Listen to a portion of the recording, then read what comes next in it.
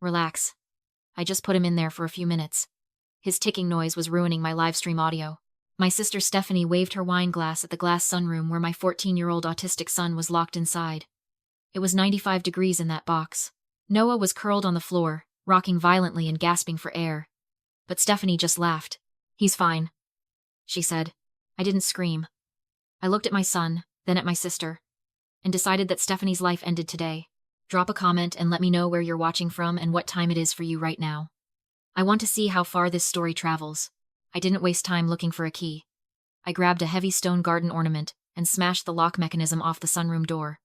The glass shattered, and a wave of heat hit me like a physical blow. It smelled like baking concrete and desperation. I scooped Noah up. He was dead weight, his skin burning hot and dry to the touch, and ran for my car. I didn't scream for help. I didn't ask Stephanie for water. I knew better. In a crisis, you don't negotiate with terrorists. You execute the protocol. I got him into the back seat and blasted the air conditioning. My hands didn't shake. I'm a 34-year-old logistics director.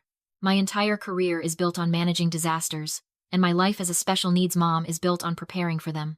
I grabbed the sensory emergency kit I keep under the seat. I cracked 2 instant ice packs and pressed them to the back of his neck and under his arms. I checked his smartwatch. Heart rate 140. Dangerous, but steady. My instinct screamed to call 911, but I did the math. We were at a remote estate in the hills. An ambulance would take 20 minutes. My car could get us to the emergency room in 15.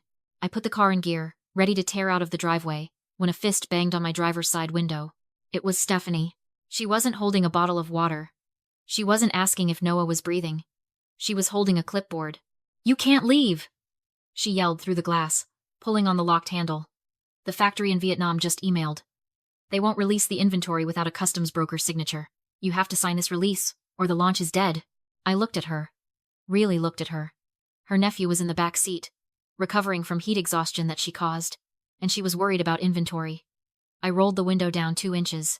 The blast of cold air hit her, and she flinched, shoving the clipboard through the gap.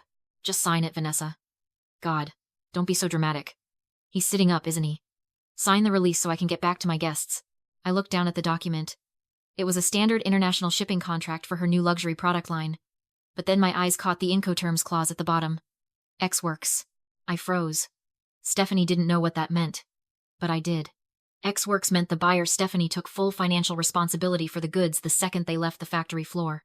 It meant she was liable for the shipping, the insurance, the customs, and most importantly, the storage fees if anything went wrong.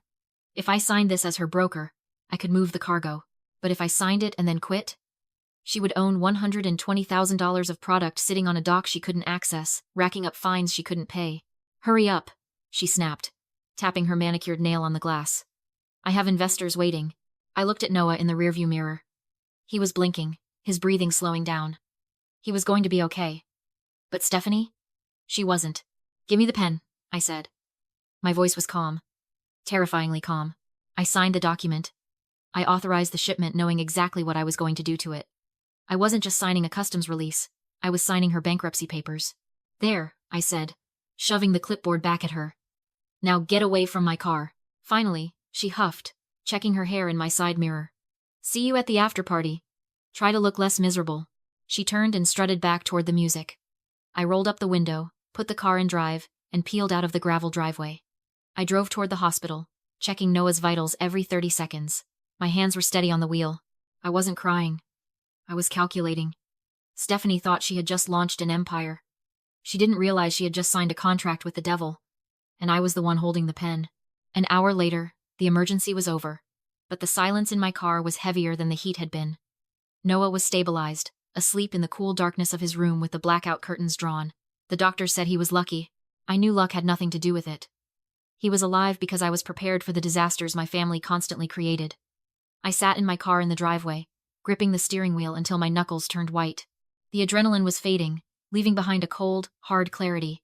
I closed my eyes and saw the ledger. Most people see memories when they think about their family. I see invoices. For 6 years, I hadn't been a sister or a daughter. I had been a venture capitalist funding a failing startup called the Miller Family Image. It started small, a credit card payment here, a car repair there. But then came the private school. $45,000 a year so Stephanie's kids could go to the same elite academy as the governor's children. Then came the lifestyle stipend. $6,500 a month transferred automatically to her account, disguised as consulting fees from my company so her husband, Ryan, wouldn't feel emasculated. I paid for the country club membership I wasn't allowed to use.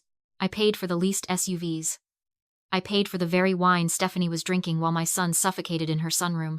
I did the math in my head. $480,000. That was the price tag on my admission ticket to this family. And what did I get for it? I got mocked at parties. I got parents who told me to fix my face when I was upset. I got a son who was treated like a broken toy. For a long time, I asked myself why I did it.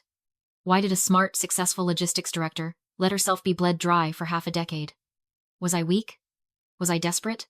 No, it was something more insidious. In economics, we call it the sunk cost fallacy. It's the trap where you keep pouring resources into a failing project not because you think it will succeed, but because you can't bear to walk away from what you've already invested. You think, I've already spent 3 years and 200 grand. If I leave now, it was all for nothing. But if I pay just a little more, maybe this quarter they'll finally love me. Maybe this check will be the one that buys their respect. I sat there in the dark, looking at the house I bought with my own money, and realized I had been investing in a scam. There was no return on investment coming.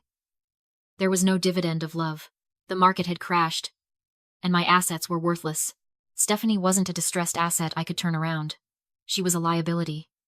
And in the logistics world, when a liability threatens the integrity of the entire supply chain, you don't bail it out.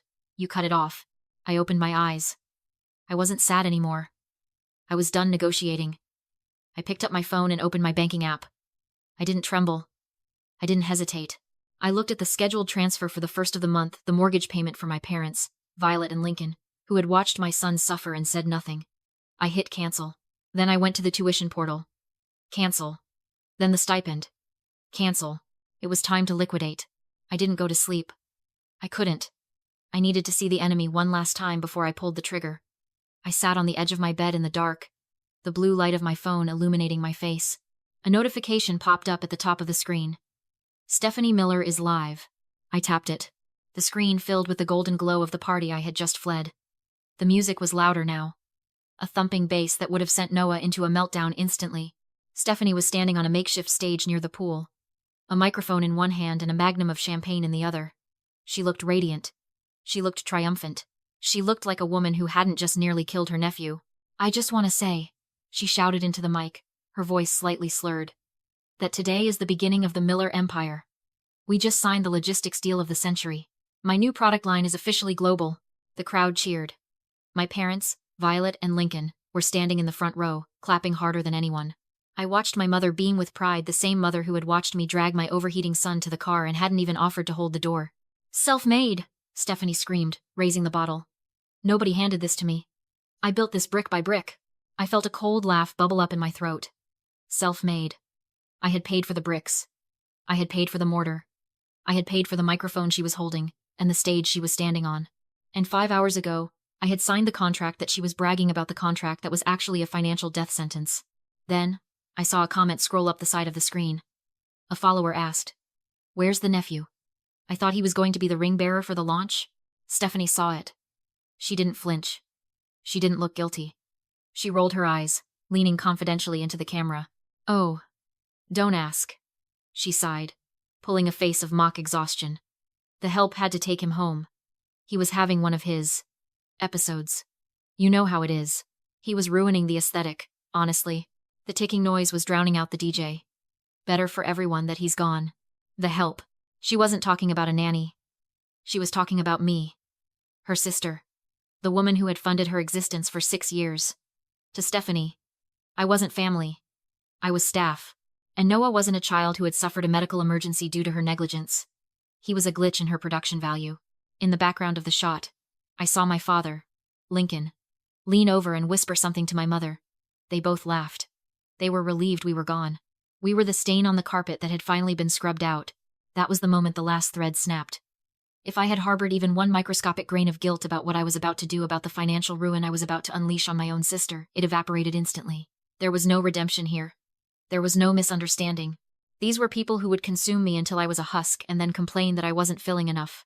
I didn't type a comment. I didn't send an angry text. I simply closed the app. The room went dark again. I stood up and walked to my home office. It was time to go to work. The war hadn't started at the barbecue. It started right now. I walked into my home office and sat in my ergonomic chair. The room was silent, a stark contrast to the thumping bass of the party that was still ringing in my ears. I opened my laptop. The screen glowed to life, illuminating the spreadsheet I had closed earlier. But I wasn't looking at family expenses anymore. I was logging into the global logistics portal my firm used to manage international freight. Stephanie liked to play business. She liked the aesthetic of it, the launch parties, the branded stationery, the founder title in her bio. But she didn't understand the mechanics. She didn't understand that the global supply chain is a merciless machine that eats amateurs alive. And thanks to the document she had forced me to sign in the driveway, she had just walked into the gears. I pulled up the active shipment file. Project Glow. SKU. 8920. $120,000 worth of custom packaging and product. Currently sitting in a 40-foot container on the Hanjin Scarlet. Docking at the port of Long Beach in exactly 6 hours. Step 1. The resignation. I drafted a formal email to the manufacturing partner in Vietnam. I didn't use emotional language. I used corporate boilerplate. Effective immediately. I, Vanessa Miller, am resigning as the customs broker and freight forwarder for Stephanie Miller Brands. All future correspondence regarding clearance and drayage should be directed to the consignee. Click. Sent. She was now flying blind. Step 2. The blacklist. I navigated to the credit risk database. For years, I had been personally guaranteeing her invoices. When she was late, I paid. When she overextended, I covered the gap. To the system, she looked like a AAA client. To reality, she was insolvent. I removed my personal guarantee. Then, I uploaded the records of her unpaid invoices, the real ones, the ones I had been hiding. The system flagged her LLC immediately. High-risk credit account. Cash on delivery only. Step 3. The trap. This was the kill shot. I pulled up the bill of lading.